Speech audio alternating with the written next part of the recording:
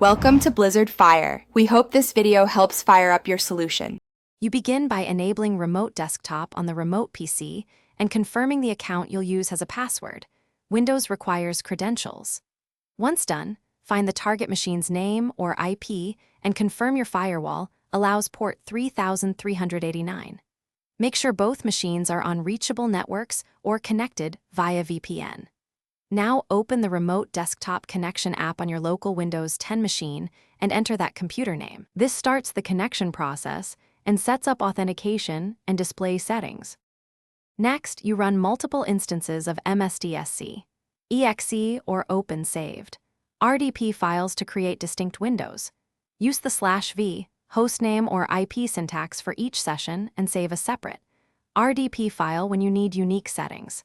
Make sure to configure display size, local resource redirection like drives or printers, and performance options so each connection behaves as you expect.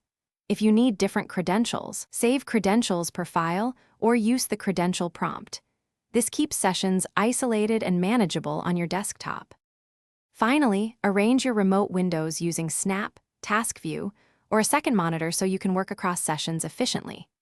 If a connection fails, immediately check network reachability, firewall rules, and that remote desktop is still enabled on the remote machine. Also verify credentials and concurrent session limits.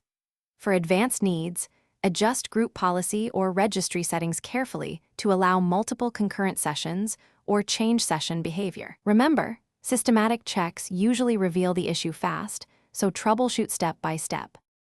Thanks for watching. If you found this helpful, don't forget to like and subscribe.